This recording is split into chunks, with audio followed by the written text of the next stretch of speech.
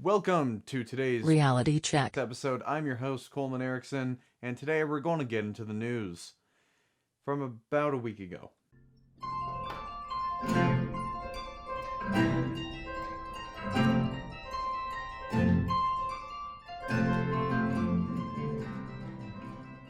Of course, the news isn't the brightest right now, but it's important to stay on top of what's happening around us so that we are informed and can make informed decisions. Like, not to do what this first person did. Some of you may have heard, but unfortunately, a security guard at a Family Dollar in Flint, Michigan was shot and killed earlier this month. Calvin Munnerlin was working at this Family Dollar when he came into an altercation with a woman who was not wearing a face mask, and when asked to wear a mask, she proceeded to verbally harass and then spit on him before driving off.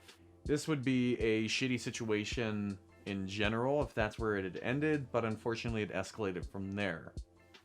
About 20 or 30 minutes later, her husband and her son arrive at the store to, again, verbally attack this man.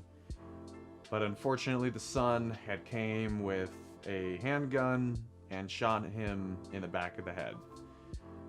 He, of course, died from these injuries, and now I have to talk about it. This is not the news I would like to be reporting, but I feel it's important enough to remind people that there is a limit, and we know when we've gone too far. Not too long ago, armed protesters were marching on a Capitol to protest a bill, or to protest the mandates put forward by the governor. Similar things have happened in my state. It seems a bit outlandish. It seems unnecessary to some. But at the end of the day, it was resolved peacefully. They left peacefully. Unfortunately, that's not what I can say in Flint, Michigan. The woman and all three of them have been indicted on charges of first-degree manslaughter, or not even manslaughter, first-degree murder. The woman was brought in, she's been arrested, but the two men are at large as of filming. Ooh, okay, let's move on. The next story I want to talk about is something a bit more uplifting. What we've been seeing in response to concerts and live events being canceled all around the country. Are you serious? In lighter news, while concerts and large events are being canceled, artists and bands are turning to live streaming apps to kind of make up for that. A lot of their concerts are free, and any money made from these are typically being donated, and that's what we're seeing from a lot of artists. One of the big events here in Denver that happens every year is the Global Dance Festival at Red Rocks. And this year, they're doing it live online, free of admission, and any money made off of it is 100% being donated towards direct causes. This is one of the biggest events that happens in Colorado generally, so to hear that something like that is being twisted in such a positive way, I think it makes me feel good, and it makes me think positively for how the industry is taking this. I think for every story of an artist or a venue not refunding tickets, there are plenty of others of just how much these live concerts online, how much these live streams mean to the fans. Also, with everyone being stuck inside, something we're seeing a lot of are podcasts. It's almost like a second explosion of them. Matt Healy of the 1975 group is putting together his own with a bunch of special guests, including Brian Eno and one of the band members of American football, as well as just a ton of other pretty big people in the music industry. And some of the biggest events that we're going to see are going to be on May 15th. A very large commencement ceremony is going to be held virtually on Facebook with a bunch of popular artists giving speeches. as well as on June 6th. There's going to be another commencement, large live stream with Barack Obama and very popular acts, including BTS and Lady Gaga. And these commencement ceremonies are really nice because they show that not only the artists are willing to do these things for their fans, but also just for the general public, to generally just make things a bit lighter and provide a bit of entertainment in such these dark times. And to switch gears once more, we have a story between the US and Brazil about coronavirus cases.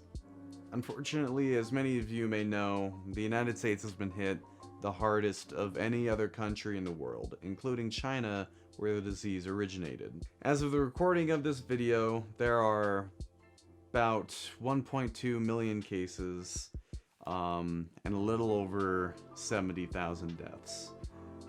That, on a global scale, is a disaster. But in the United States, that's crippling. And unfortunately, what we are looking at here is the possibility that Brazil could be the next epicenter.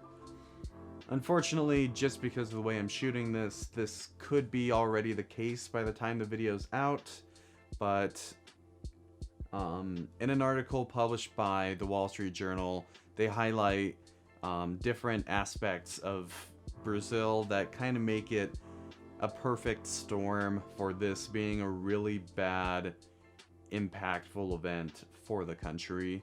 Not only are they over 100,000 cases as of now, but they're seeing skyrocketing numbers in their large populated areas.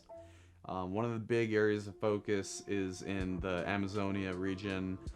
This is something that's pretty concerning because that's also an area with a large indigenous population, and we don't really know how those communities will be able to handle it.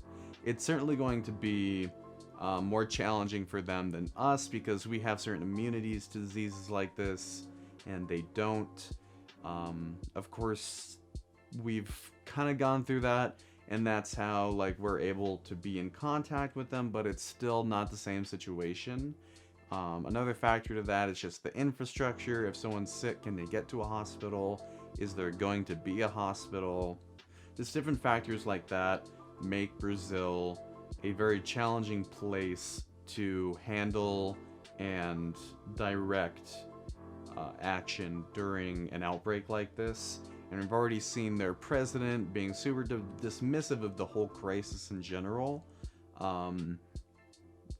That's been one of the hardest things to witness during this whole thing, is just all the leaders that completely deny that anything dangerous is going on.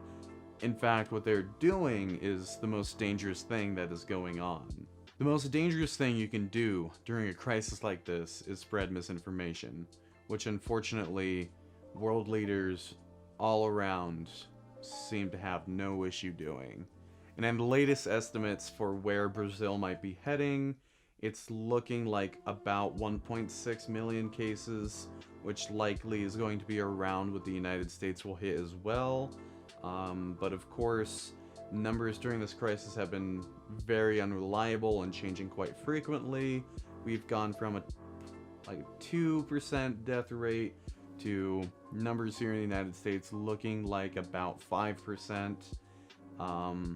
Unfortunately, everything's unraveling very quickly, so this video will be out of date by the time it comes out, but to those who are unaware, I hope this has caught you up a little bit.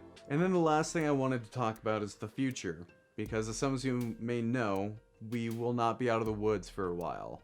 We're not going to go back to the exact norm that we knew. Of course, sooner or later, our economy will open up again and we'll be able to go to restaurants and concerts and travel freely, but it won't be the same. As many experts have pointed out, we will not think about some of the actions we do today the same way we did. Things like getting food with friends and shaking hands and any other physical contact will be looked at very differently in the future because of today.